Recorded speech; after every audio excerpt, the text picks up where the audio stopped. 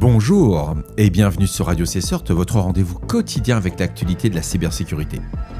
Je suis Marc-Frédéric Gomez, j'espère que vous allez bien. Nous sommes le vendredi 23 janvier 2026 et aujourd'hui, le groupe Everest de Ransomware publie les données de 72 millions de clients d'Or Armor après l'échec des négociations avec un dataset de 343 Go désormais disponible sur les forums underground. Unit 42 de Palo Alto documente une nouvelle technique d'évasion exploitant les LLM pour générer du JavaScript malveillant directement dans le navigateur, contournant les analyses réseau via des API publiques comme DeepSeek et Gemini. Question sécurité du code généré par l'IA.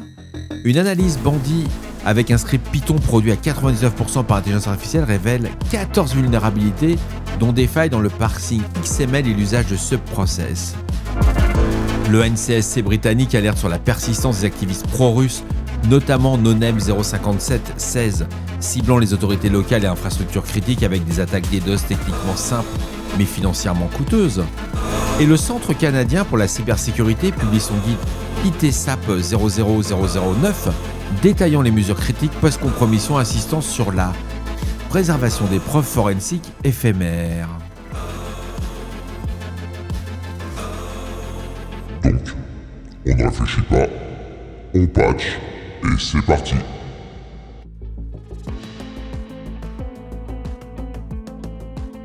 Selon Malwarebytes, l'équipementier sportif Under Armour confirme une compromission majeure impliquant les données de 72 millions de clients. Le groupe Everest Ransomware revendique l'attaque après l'échec de négociations en novembre 2025. Les données exfiltrées incluent des noms complets, des adresses e-mail, des numéros de téléphone, des localisations physiques, le genre, historique d'achat et préférences. Le dataset contient environ 191 millions d'enregistrements, dont 72,7 millions d'adresses e-mail uniques. Le leak du site d'Everest indique que l'ensemble du dataset a été dupliqué sur divers forums underground et sites de leak, et les publications sur le dark web confirment la disponibilité publique des données représentant un volume total de 343 gigaoctets une fois décompressées. Une classe action lawsuit déposée aux États-Unis allègue une négligence dans la protection des données et référence une exfiltration à large échelle, incluant potentiellement des données d'employés. La chronologie révèle une compromission en novembre 2025, suivie d'une publication progressive des données après l'expiration du délai de paiement, et Under Armour maintient une communication prudente évoquant une enquête en cours contrastant avec les affirmations détaillées du groupe Everest. L'incident illustre encore une fois le modèle du double extorsion, désormais standard dans les opérations de ransomware. On chiffre les systèmes couplés à l'exfiltration et menaces de publication des données sensibles, et les données clients compromises représentent un risque élevé de phishing ciblé et d'attaque par ingénierie sociale exploitant des informations personnelles et comportementales.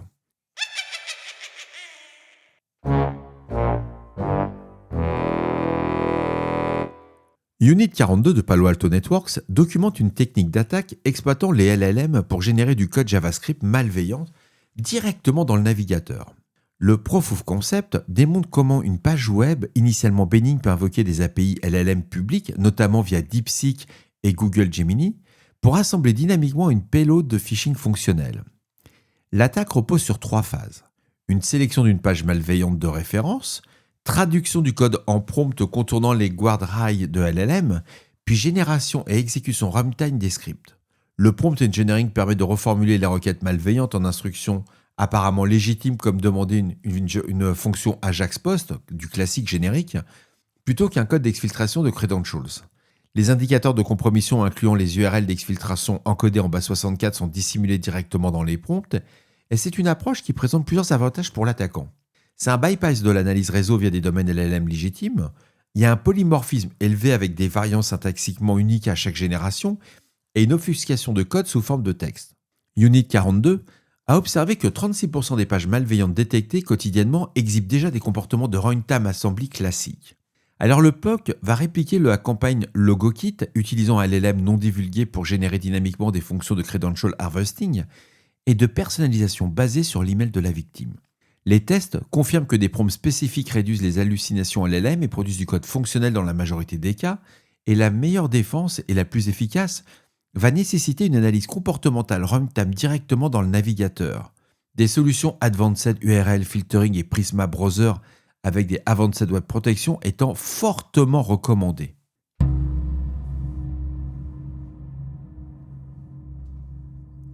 Xavier Martins du Sens ISC présente une analyse de sécurité sur du code Python généré par l'IA via l'outil Bandy.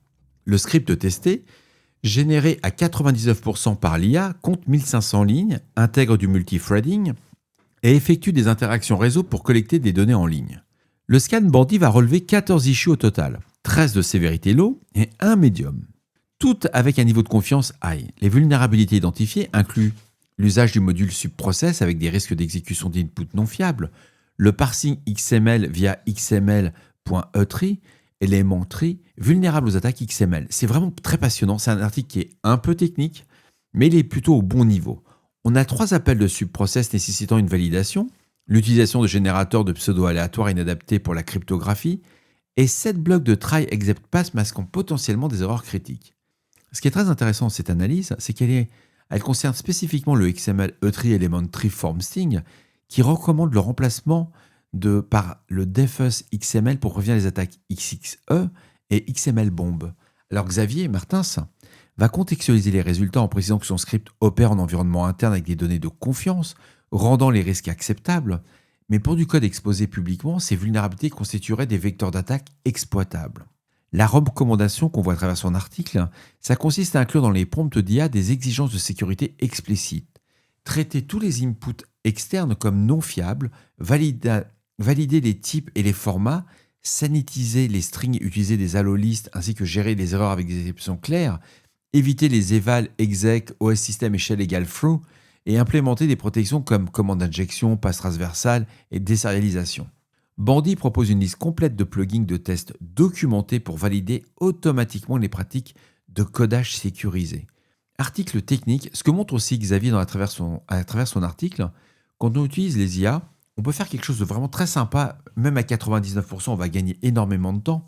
Mais pourquoi j'ai retenu cet article? C'est pas tellement pour le fait de comment on pouvait démontrer les vulnérabilités, c'est plutôt que quelqu'un qui utilise l'IA mais qui a le bon niveau de compétence, il va faire des dingueries avec. Alors que quelqu'un qui est incompétent, qui veut juste générer de l'IA pour faire du code, etc., c'est ce que je vois là, quand on dit le code, il ne faut plus l'apprendre, etc., ces gens-là vont utiliser des IA génératrices de code, mais leur code sera juste au niveau ne sera pas du tout au niveau qu'il faut pour certaines actions. Bref, lisez-le, c'est un peu velu, mais ça vaut la peine. En tout cas, merci à Xavier pour cet article.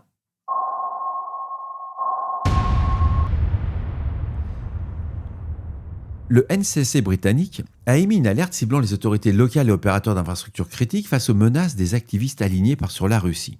On en avait déjà parlé il y a un peu plus d'une semaine, et bien que techniquement simples, les attaques DDoS peuvent générer des coûts financiers des productivités significatifs lors des phases de récupération.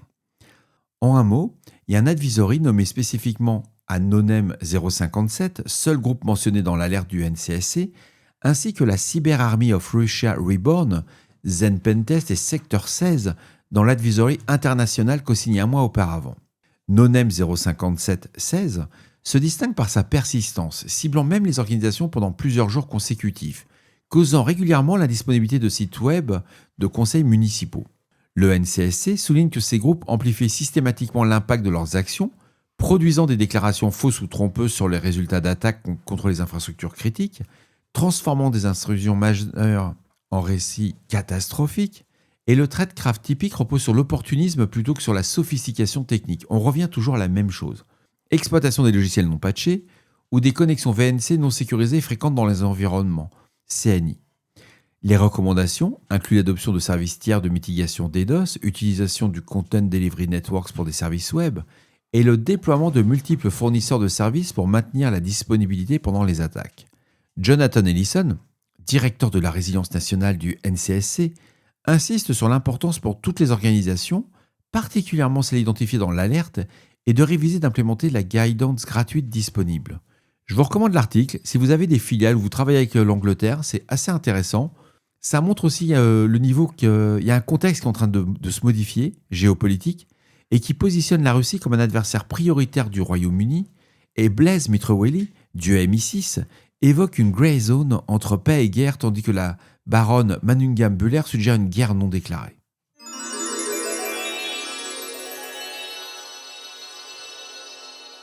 Le Centre canadien pour la cybersécurité publie un guide IT SAP 00009 détaillant les mesures critiques suivant la détection d'une compromission.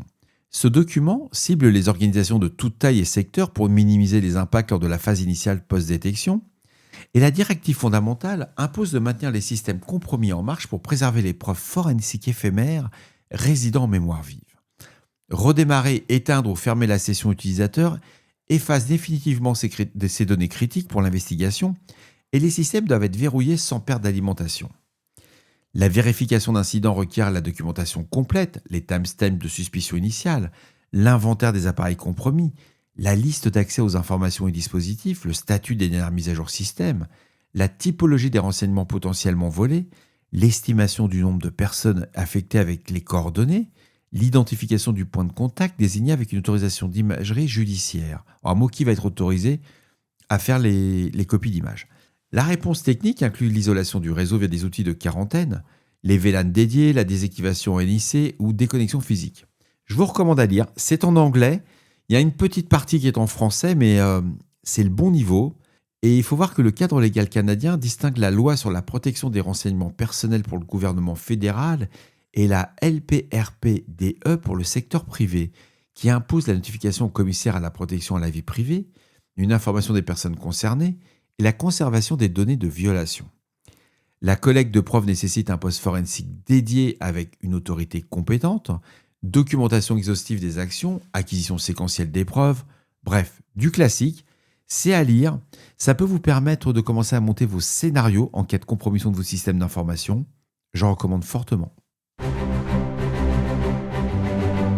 Et voilà, cet épisode et cette semaine se terminent ici. J'espère qu'il vous a apporté des informations claires et utiles.